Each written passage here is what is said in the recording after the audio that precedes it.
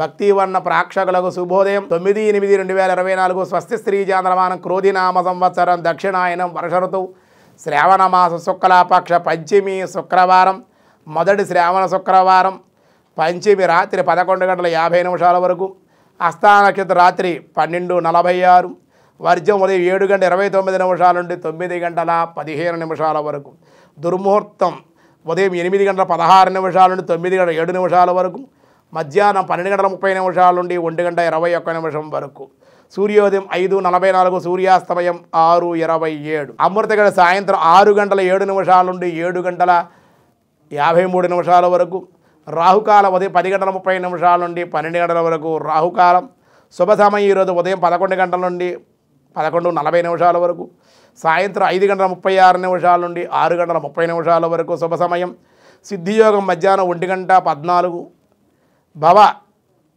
10:50 ఉదయం బాలవ రాత్రి 11:50 మొదటి శుక్రవారం శ్రావణ శుక్రవారం కావడం ఒకటి ఈరోజు విశేషం. అంతేకాకుండా నాగపంచమి అన్నారు, నాగదేవతలు ఉద్భవించినటువంటి రోజు కాబట్టి మన నాగదోషాలు సర్పదోషాలు ఏమంటే రాహుకేడు దోషాలు కుజదోషాలు సంతానకారకమైన దోషాలు వివాహ దోషాలు ఇవి తొలగాలంటే ఈరోజు ఉపవాసంగా ఉండి నాగేంద్ర పొట్టలో పాలు పోయడం చెమ్మిలి చలివిడి పానకం ఇవన్నీ విశేషంగా పెట్టాలి. చాలామంది తెలియక కోడిగుడ్లు గాడిద గుడ్లు ఇవన్నీ వేసి అటువంటి గుడ్లు ఏవి కూడా పుట్టలో వేయకూడదు. కేవలం గంగికోవు పాలు గరిటెడైనను చాలని స్వచ్ఛమైన ఆవు పాలు అర గ్లాస్ అయినా సరే పుట్టలో వేసి పసుపు కుంకం వేసి పుట్టబెట్టి బొట్టు పెట్టుకుని పుట్ట చుట్టూ ప్రదక్షిణం చేయాలి. ఇది నాగపంచమి విశేష పూజా విధానం. దీన్నే గరుడ పంచమి అన్నారు. విశేషమైనటువంటిది నాగదేవతలకు విశేషం.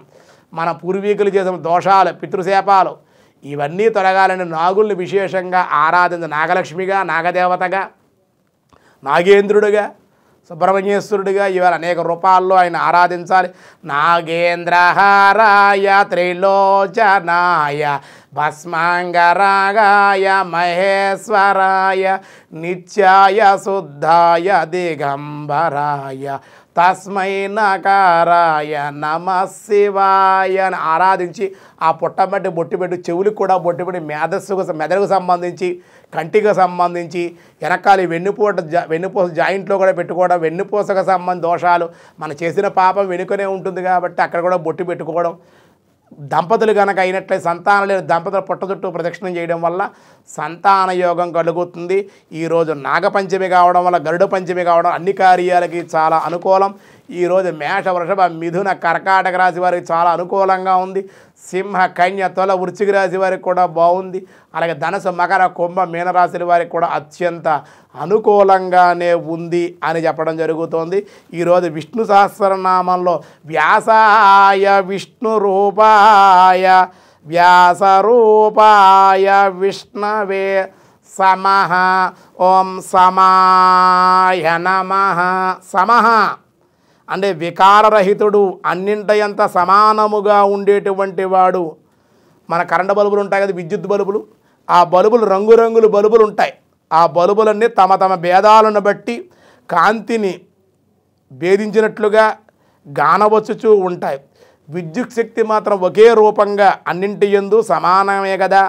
అదేవిధంగా ఉపాధులు భిన్న భిన్నంగానున్న అందునున్న ఆత్మ మాటికి సమానమే అగును కాబట్టి పరమాత్మని సమాయ నమః అన్నారు.